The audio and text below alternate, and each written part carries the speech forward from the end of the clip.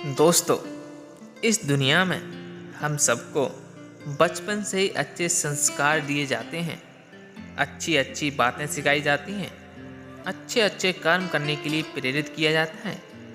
लेकिन जब हम बड़े होते हैं तो हम अपने आसपास केवल बुराई को पाते हैं। हम देखते हैं कि हमारे आसपास कितना भ्रष्टाचार, कितनी चोरी चकारी, लूट डकैती वगैरह वगैरह फैली हुई है। लेकिन क्या आपने कभी ख्याल किया है कि जिस बच्चे को बचपन से अच्छे संस्कार दिए गए थे, वही बच्चे बड़े होकर ऐसे कर्म करने क्यों लग जाते हैं? कोई माँ बाप नहीं चाहता है कि उसका बेटा कोई गलत काम करे, लेकिन फिर भी दुनिया में इतने अपराध हैं। ऐसा क्यों होता है? कभी सोचा आपने? मन का खेल बड़ा अजीब होता है। हमें लगता तो है कि हम अपने मन को पूर्ण रूप से जानते हैं, लेकिन हमारा मन एक ज्ञान की भ्रांति बनाकर हमें हमेशा अज्ञानता में फंसाए रखता है। एक तरफ तो हम अपने बच्चों को बचपन में यह शिक्षा देते हैं कि बेटे, वह करो जिसमें तुम्हारा इंटरेस्ट हो, जिसमें तुम्हारी रुचि हो, और दूसरी तरफ जब उस बच्चे के पढ़ाई में कम अंक आते हैं तो हम उसे डांटते हैं कि तुम पढ़ाई में अपने भाई जितने होशियार क्यों नहीं हो। एक तरफ तो हमने कहा कि बेटा, वह करो जिसमें तुम्हारी रुचि हो, दूसरी तरफ उस बच्चे की तुलना उसके भाई के साथ कर दी। अब वो बच्चा अपने भाई की तरह बनना चाहेगा, क्योंकि बचपन का मन बड़ा निर्मल होता है। उस पर जो छाप पड़ जाती है वही छाप पूरी उम्र चलती है। वो बच्चा ना करके जिसमें उसकी रुचि है वह करेगा जो उसका भाई करता है, क्योंकि अपने माता पिता का प्यार ज़्यादा पाने के लिए उसे अपने भाई से आगे निकलना होगा और उसके जैसा बनना होगा। धीरे धीरे जैसे जैसे वह बड़ा होगा, वह दुनिया की भागदौड़ देख के सिर्फ एक चीज़ समझेगा कि इस दुनिया में पैसा सबसे सर्वोपरि है। सब कुछ पैसा ही है, और उस पैसे को कमाने के लिए जब वह अपने आसपास देखेगा कि लोग शॉर्टकट्स अपनाकर अच्छे पैसे कमा रहे हैं, तो वह भी उनकी तरह शॉर्टकट पकड़कर जल्दी कामयाब होने के चक्कर में कहीं ना कहीं कोई गलत काम कर बैठेगा। अब हम उस बच्चे के बचपन में फिर से लौट के जाते हैं। काश उस बच्चे के माता पिता ने उसके कम अंक आने पर यह ना कहा होता कि कोई नहीं बेटा, पढ़ाई में कम अंक आ गए तो क्या हुआ, तुम दूसरी चीज़ों में आगे निकल सकते हो, क्रिकेट, पेंटिंग या कोई कला। तो शायद वो बच्चा किसी और की तरह बनने का प्रयास नहीं करता और आज वो कर रहा होता जो वो करना चाहता था। आज की जो कहानी मैं आपको सुनाने वाला हूँ, उसमें आपको अपने मन की इतनी बारीक चाल देखने को मिलेगी जो आपने कभी नहीं देखी है, जो आप कभी देख ही नहीं पाते हैं। आपको यह पता चलेगा कि हमारा मन कितनी बारीक और कितनी छुपी हुई चाल भी चल सकता है। तो इससे पहले कि आप इस कहानी में खो जाएं, इस चैनल को सब्सक्राइब जरूर कर लें। तो चलिए कहानी शुरू करते हैं। रात के सन्नाटे में अचानक एक बच्चे के रोने की गूंज उठती है। आज एक छोटे से गांव में एक नन्हे से बच्चे ने जन्म लिया है। बच्चे का भाग्य बहुत अच्छा है। उसने एक बहुत धनी परिवार में जन्म लिया था। ज्योतिषियों ने उस बच्चे की कुंडली देखकर बताया कि यह बच्चा भाग्यवान है। यह जीवन में या तो बहुत बड़ा सम्राट बनेगा या फिर कोई तपस्वी बनेगा। धीरे धीरे वह बच्चा अच्छी शिक्षा दीक्षा के साथ बड़ा होने लगता है। बच्चा बड़ा होनहार था, बड़ा ही कौशल था उसमें, हर चीज़ को झटपट सीख लेता था। लेकिन जैसे जैसे वह बड़ा होता गया, उसे उसके माता पिता ने ज्योतिषियों की भविष्यवाणी बतानी शुरू कर दी और धीरे धीरे बच्चे के मन में यह बात बैठने लगी कि वह तो संत बनने के लिए पैदा हुआ है, क्योंकि उसके परिवार के पास धन संपूर्ण होने की वजह से उसमें राजा बनने की कोई चेष्टा नहीं थी। इसलिए उसको लगने लगा कि मैं बहुत बड़ा संत बनूंगा। उसके माता पिता को यह सोचकर कभी कभी बहुत दुख होता था कि कहीं में सच में हमारा बेटा किसी दिन कोई संत ना बन जाए। वो उनका इकलौता पुत्र था। उसके अलावा उनकी कोई संतान नहीं थी। धीरे धीरे बच्चे का मन खेल कूद से हटकर ध्यान साधना में लगने लगा। वह घंटों संतों की बातें सुनता रहता और ध्यान साधना करता रहता। उसने अपना पूरा बचपन का समय इसी तरीके से बिताना शुरू कर दिया। नगर के सब लोग उस बच्चे से बहुत प्रभावित थे। उस बच्चे के मुख्यमंडल को देखते और उसकी बातों को सुनकर कहते कि वाह भाई, तुम बहुत ही बड़े ज्ञानी हो। तुम एक दिन जरूर इस संसार में अपना ज्ञान फैलाओगे। लोगों में तुम्हारी बहुत प्रतिष्ठा होगी, बहुत सम्मान होगा। यह सुनकर वह बच्चा कहता है कि नहीं महाशय, मैं कोई बड़ा आदमी नहीं बनना चाहता हूँ, क्योंकि अपने आप को ज्ञानी समझना भी अहंकार का ही एक रूप होता है। मैं अहंकारी नहीं हूँ, मुझ में अहंकार नहीं बचा है। यह कहना भी एक अहंकार होता है। यह सुनकर सुनने वाले लोग सुनते ही रह जाते थे। एक बच्चा इतनी गहरी बात कर रहा है और उसकी जय जयकार लगाते हुए अपने घर लौट जाते थे। ऐसे ही समय बीतता रहा और वह बच्चा अब एक नौजवान युवक बन चुका था। एक दिन उसने अपने पिता से जाकर कहा, अब मैं संन्यास लेना चाहता हूँ। मैं पूर्ण रूप से अपना घर त्याग करना चाहता हूँ। यह सुनकर उसके पिता अबाक रह गए। उनकी आंखों से आंसू झरझर के गिरने लगे। पीछे उसकी माता भी खड़ी थी। वह दौड़कर अपने बेटे से लिपट गई और लिपट कर रोने लगी। तुम अपने माँ बाप को छोड़कर चले जाओगे? तुमने कुछ नहीं सोचा कि तुम्हारे माँ बाप कैसे जिंदा रहेंगे? इस पर वह नौजवान युवक कहता है कि प्रिय माता, मैंने इस लोक में कल्याण के लिए जन्म लिया है। मैं सबकी सेवा करना चाहता हूँ, सबको ज्ञान का मार्ग दिखाना चाहता हूँ।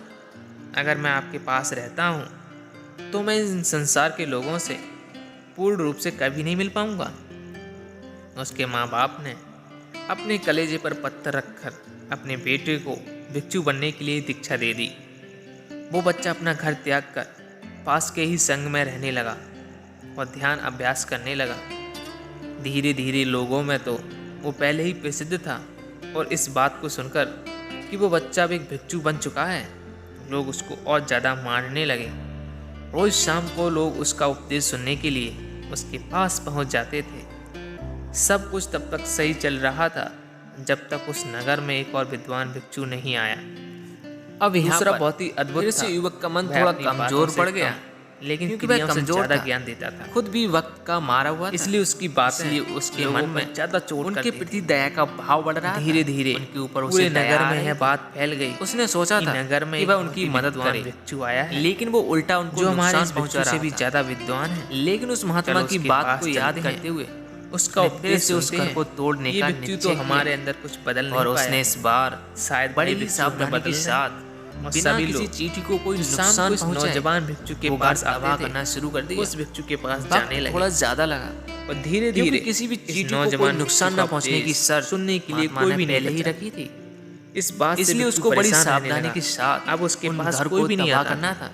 लेकिन आखिरकार और सोचता रहता उस घर को भी तबाह कर दिया। उस भिक्षु के पास बार घर को तबाह करने के बाद मेरे पास नहीं, बड़े ही दुखी मन से और एक दिन इस बार वह पहले से भी ज्यादा दुखी था कि वह क्योंकि उसने उनका नया घर भी तोड़ दिया। वो ऐसा क्या ज्ञान देता है, चींटियों को बसने ही नहीं दे रहा था और वह अब अपने आप को शैतान या दानव समझने लगा था। वह एक दिन उसका उपदेश सुनने के लिए, लेकिन फिर भी उस महात्मा की बात को मानते हुए अपने घर पर ज्यादा प्रभावी मन से वापस आ गया। और उसे लगा रात में सोने से पहले जो ऐसी बातें बार उसने सोचा लोगों को मैं कितना बड़ा शैतान हूँ, ये बात इतना बड़ा दानव के लोगों को पुराना घर तो बताने का प्रयास किया। चींटियों को बसने के लिए भी नगर के लोगों ने कहा जगह नहीं दे रहा हूँ। गुरुजी, वो चींटियां मेरे बारे में क्या शोभा नहीं देती, वो कितना दुत्कारती होंगी परमात्मा को नहीं आ रहा, मेरे द्वारा यह काम करवा रहा है नहीं है।